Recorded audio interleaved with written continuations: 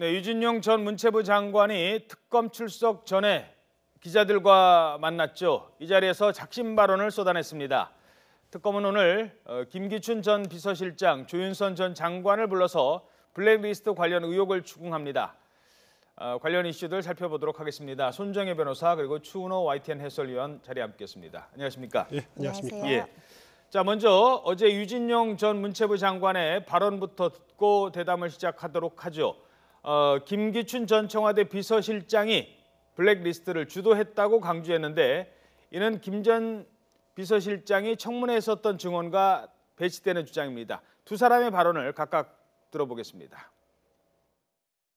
문화예술도 사실 교육문화수석의 소관인데 민정수석 그게 적혀 있습니다만은 뭐 블랙리스트니 뭐 좌파를 어떻게 해라 전 그런 얘기 한 일이 없습니다.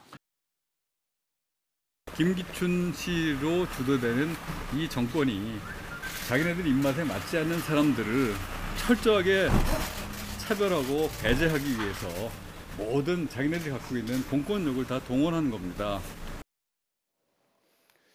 자, 이 블랙리스트와 관련해서 계속 김기춘 비서실장, 전 비서실장이야 부인을 하고 있습니다만 이렇게 당시 함께 일했던 장관의 발언이 있다는 건 어떻게 좀 빠져나가기 힘든 대목 아니겠습니까? 핵심 증언의 가치가 있습니다. 왜냐하면 직접 보고 경험한 것이 법정에서 가장 중요한 증거 가치의 신빙성을 인정받을 수 있고요. 사실 유 장관의 발언을 최초로 시작을 해서 단서로 그 김기춘 비서실장이 조사 대상에 오르지 않았을 때 조사를 했고 조사란이 여러 가지 증거를 통해서 구속영장까지 발부됐다고 한다면 그 앞뒤 정황에 있어서 굉장히 증언의 신빙성이 높다라고 평가할 수 있습니다. 예, 그렇죠. 자, 그리고 이렇게 되면 오늘 잠시 뒤에 또 이제 조사를 받겠습니다만 김기춘 실장이라든가 조윤선 장관 그동안에 짰던 전략과는 좀 다른 수정이 좀 필요할 것 같아요. 이제 좀 인정할 건 인정해야 되지 않겠습니까? 그 인정할 부분은 본인이 관여한 부분에 대해서는 이제 인정 여부가 필요 없게 됐습니다. 특검에서는 여러 가지 물증이나 관계자들의 진술이 있기 때문에 이제 밝혀야 될 것은 그 윗선인 박근혜 대통령의 지시나 용인이나 이런 부분에 대해서 업무에 공모가 있었느냐 여부를 특검에서 밝히려고 추가적인 소환 조사를 하는 것으로 보이는데 유 장관은 박근혜 대통령이 알고 있었다. 내가 이 부분에 대해서 위험성과 문제점을 지적한 적까지 있었지만 박근혜 대통령은 묵묵부답이었다라는 진술까지 나와 있기 때문에 박 대통령이 블랙리스트와 관련해서 어떻게 지시를 했고 어떻게 업무 처리를 했는지 부분에 대한 추가적인 조사가 이번에 이루어질 것이라고 보입니다. 예, 자 바로 그 부분입니다. 블랙리스트와 관련해서 박근혜 대통령에게 보고가 됐을까요? 보고를 했다라는 게 유진용 장관의 주장입니다. 그리고 본인은 보고를 하면서 이렇게까지 하면 안 되지 않습니까? 라는 얘기를 했는데 박 대통령은 그냥 묵묵부답. 거기서 끝난 게 아니라 한두 달 뒤에 본인은 경질. 이런 얘기를 주장합니다. 자, 근데 박근혜 대통령은 이와 관련해서 다른 얘기를 하고 있어요. 이 부분도 한번 들어보도록 하시죠. 세관에서 문학의 블랙리스트라는 게 그로 인해서 전현직 장차관들이 수사 대상에 올라와 있는데 그거에 대해서는 어떤 생각을 전혀 저는 모르는 일이에요. 보도를 보니까 이게 굉장히 숫자가 많고 그런데 저는 전혀 알지 못하는 일입니다. 자기한테 지시가 계속 문화부로 압력이 내려왔고 그래서 그걸 대통령이 만나서 자기가 얘기를 했었다 이런 식으로 인터뷰 한번 나왔었거든요. 혹시 오히려 그런 이렇게 많이 이렇게 품어가지고 그거 하는 거는 참 좋은 일 아니냐 그렇게 들었는데요 그때 그런 식으로 얘기 듣지 않았는데. 네, 자 대통령의 저 발언이 사실인지 여부는 아마 특검 조사에서 가려지겠죠. 근데 그냥 일반적으로 수석이 주도를 해서 작성을 했고 비서실장이 지시를 하고 이런 일을 대통령은 모르고 있는다. 이게 청와대에서 이루어진 일의 일반적인 상황입니까? 어떻게 보십니까? 상식적으로 납득이 되지 않는 부분이라고 보시면 될 것 같습니다. 아무리 분명한 것은 김기춘 전 비서실장이 블랙리스트 작성 이 과정들을 주도했다라는 것은 이제 유진용 전 장관도 말하고 있는 부분이니까 그것은 사실인 것 같습니다. 본인은 부인하고 있습니다만 그렇지만 그것을 이제 핵심은 대통령에게 보고됐느냐, 대통령도 알았느냐라는 부분인데 유진용 전 장관 말은 2차례 대통령을 독대하면서 2번이나 그것을 말했다는 것이죠. 예. 2014년 1월에 한 번, 2014년 7월 자기가 물러나기 직전에 2차례나 보고했다라는 거기 때문에 물론 두 명이 이렇게 대면 보고하는 자리에서 누가 기록으로 남기기는 않았기 때문에 예. 증거 자료는 없을지도 모릅니다만은 예. 하지만 보고 자료를 작성했던 준비했던 문화체육관광부의 공무원들도 있을 거고요. 예. 이런 여러 진술을 두고 특검이 그 진위 여부를 파악하지 않을까라는 생각을 해볼 수 있습니다. 예. 지금 대통령 측은 계속 그 부인을 하고 있는데 이른바 또 언론 보도가 좀 나오니까 거기에 대해서도 강력 대응하겠다 그러고 있고요. 대통령 측의 대응은 어떻게 나올까요?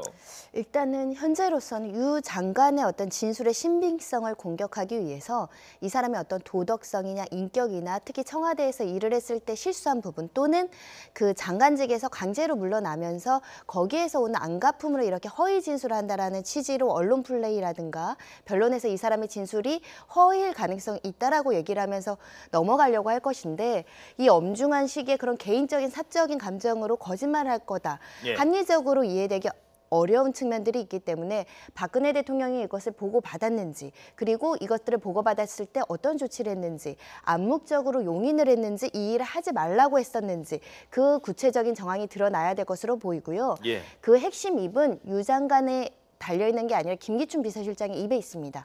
김기춘 비서실장이 보고했다라는 진술이 확보되는 이상 박근혜 대통령은 이것을 부인하거나 남 탓으로 돌리기 어려운 상황에 빠질 겁니다. 비서실장이 안다는 건 그 대통령, 그러니까 비서실장에 보고를 하는데 비서실장이 그런 어마어마한 일을 대통령 모르게 했다는 거는 상식적으로 이해가 안 되는 거다. 그러니까 유진룡 장관이 서면 보고가 있었다라고 진술하고 직접 보고를 했을 거라고 추정되는 김기춘 비서실장이 나도 보고를 했다라고 하는 순간 그거는 객관적인 진실로 그 판단되고 확인될 가능성이 매우 높은 진술로 보입니다. 예. 참고로 유진용 전 장관이 어떤 사람이냐라는 그렇죠. 부분들 상당히 궁금해하시는 사람들이 많은데요.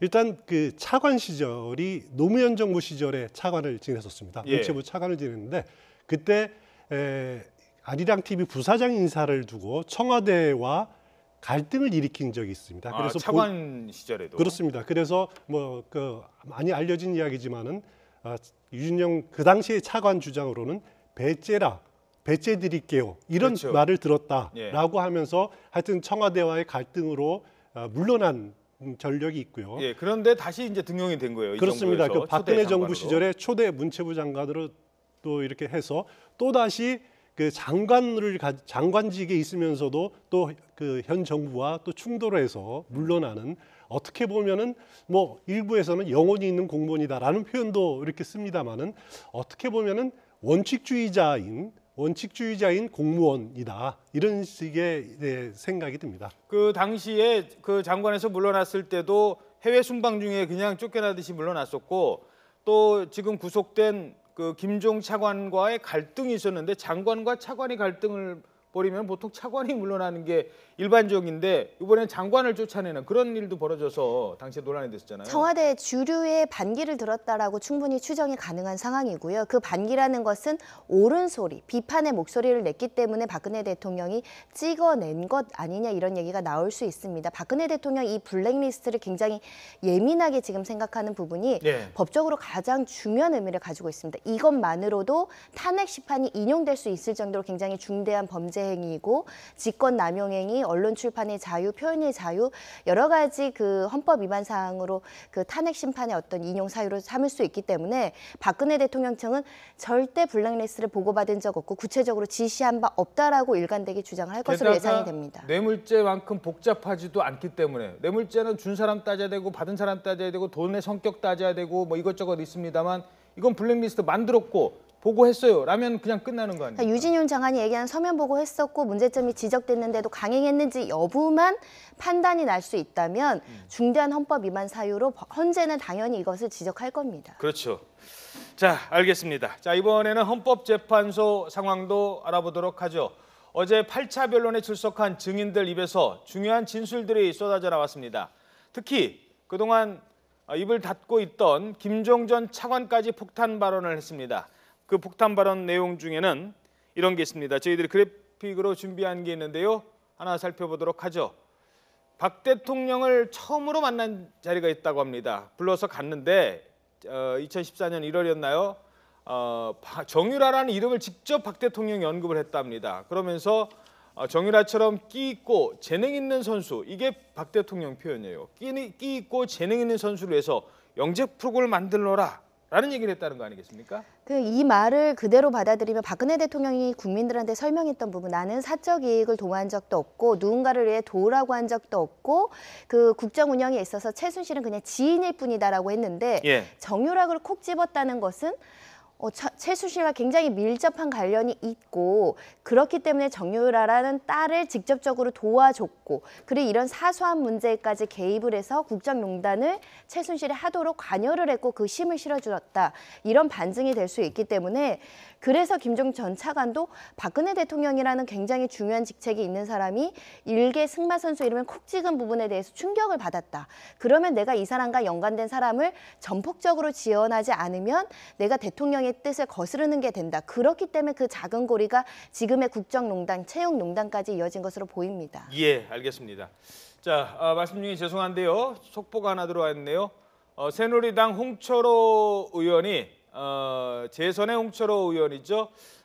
제가 기억하기로는 재보궐선거에서 초선을 했고 이번에 재선에 당선이 됐었는데 홍철호 의원이 26일 새누리당을 탈당하겠다고 선언했습니다. 어제 박순자 의원에 의해서 두 번째 탈당입니다. 그 창당한 이후에는. 예, 그렇죠? 홍철호 의원은 경기 김포을을 지역구로 두고 있는 그 국회 재선 의원이죠. 예. 홍철호 의원 경우에는 유승민 의원과 상당히 가깝습니다. 유승민 원내대표 시절에 부 원내대표를 지낸 것으로 제가 기억을 하는데요. 예.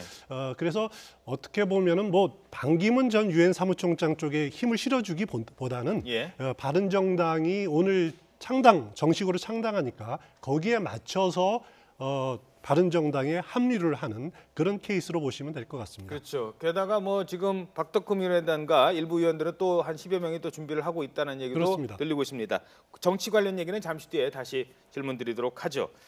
자, 그리고 김종 차관이 또 하나의 얘기를 합니다. 이 부분은 비서실장한테 직보를 했다. 장관 건너뛰고 직보했다.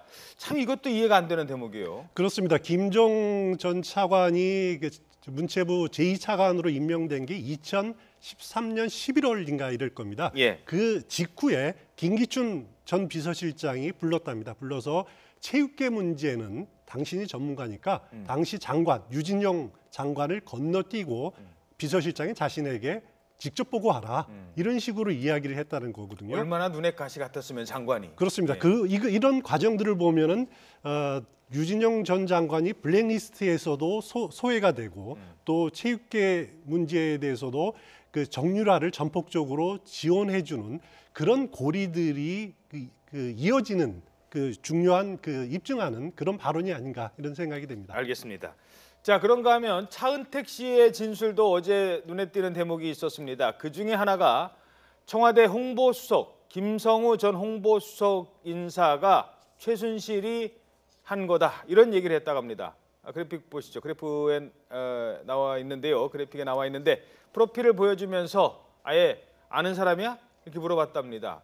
그러더니 가서 만나봐. 여기에 홍성각 또 컨텐츠진흥원장이 나와요. 두 사람이 김성우 수석이랑 홍성각 컨텐츠진흥원장이랑은 또 이렇게 잘 아는 사이랍니다. 고등학교 동창인가 뭐 그렇대요. 그래서 같이 이렇게 얘기를 들어서 아니 차은택이 누군데 갑자기 홍보수석 할 사람을 검증하러 다니고 의견 물어 다니고 책사도 아니고 이게 왜 잘못된 건지 좀 설명을 해주세요. 청와대 인사와 관련해서 어떤 부분이 잘못된 그러니까 겁니까? 이 부분이 그 최순실 씨가 국정농단 또 인사 개입 청와대 비서진의 인사 개입까지도 개입했다라는 그 증언입니다. 관계자 청와대 증언이죠. 인사까지도. 그렇습니다. 예. 김성우 전 홍보수석은 당시 SBS 기획본부 본부장을 임원이었죠. 지내고 있었습니다. 그래서 바로 홍보수석으로 임명된 건 아니고요. 네. 사회문화 중간에 거쳤죠. 특보를 거쳤습니다. 네. 특보를 거치고 홍보수석으로 임명이 됐는데 이 과정에 최순실 씨가 차은택 씨한테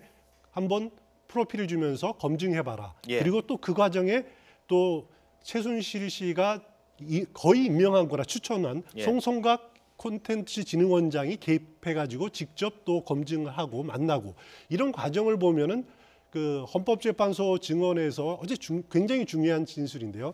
그 최순실의 국정 개입, 인사 개입에 명백한 관련자 증언이 나왔다라는 의미에서 상당히 의미가 있는 증언이다라는 생각이 듭니다. 홍보수석이 사실 어떤 자리입니까? 그 언론 보도를 다 뭐 이렇게 모니터해서 대통령한테 보고하고 또 그 국정 홍보에도 책임을 지고 사실 언론을 담당하는 아주 막강한 자리고 중요한 자리인데 이거를 최순실이 그것만이 아니에요. 태릉 선수촌도 최순실이 아예 없애버리고 민간이 하자 이랬다면서요? 그러니까 민간 스포츠 센터를 왜 만들려고 했을까요? 최순실이 그것에 대해서 참여해서 사업에 대한 이권을 챙기려고 했을 겁니다. 태릉 선수촌이나 어떤 상징적인 국가의 어떤 국가대표 선수들이 이용하는 센터를 무산시키고 내가 체육계를 좌지우지하면서 이런 민간 건립센터를 만들어서 거기에 나오는 수익을 내가 또 챙기겠다라는 계획을 세웠던 것으로 보이고요. 다행히 이것이 어떤 경위로 인해서 무산됐기 망정이지 만약에 이게 실행이 됐다고 한다면 굉장히 또 하나의 게이트로 발전될 가능성이 있었습니다. 예. 그런 이런 계획을 세울 수 있다라는 발상 자체가 내가 계획서를 내고 기획을 하면 뭐든지 통과해서 여러 가지 어려움에도 불구하고 실행될 수 있다는 자신감이 있었던 거 아닌가. 결국은 국정농단 그리고 국정농단의 핵심에는 내가 이권을 챙기겠다는 사업성인 발성 이것들이 지금 실행이 됐다는 데에서 문제가 심각하다고 보입니다. 예, 하마터면 우리 뭐 도쿄올림픽 나갈 선수들 태릉이 아니라 최순실이 만들어놓은 사업체에서 훈련할 뻔했습니다. 하나 더 나왔는데요. 요거는 조금 두 사람과의 관계입니다. 이게 이제 국무회 회의록을 봤다는 거 요것도 있고요. 요거는 그냥 지나가도록 하죠. 시간 관계상. 최순실과 고영태의 관계에 대해서 차은택이 얘기를 합니다. 내연 관계 이거는 추측입니다. 본인이 그런 팩트는 아니고요. 그렇게 생각된다라고 하는데 왜 이런 얘기를 했을까요? 두 사람의 관계 최순실과 고영태가 내연 관계다. 사실 내연관계라는 추측성 보도는 최초에 굉장히 많이 이루어지고 있었고요. 심지어는 일본 방송에서는 차은택, 고영태를 삼각관계로 최순실이 보도하기도 했을 정도이기 때문에 어느 정도는 일부는 사실이 개입되었다고 보입니다. 본인 생각에는 저렇게 친밀하게 아침밥을 같이 먹는 모습, 같이 사업을 하는 모습, 회사의 이름을 고원계획으로 같이 따는 모습들을 보고 밀접한 어떤 내연관계 아니면 불가능하지 않았을까라는 주관적인 생각을 얘기했을 것이라고 보이는데 이 말을 이렇게 하는 부분에 있어서는 고영태와 차은택이 관계가 그렇게 좋지는 않았다. 갈등 관계에 있었고 고영태의 어떤 진술의 신빙성.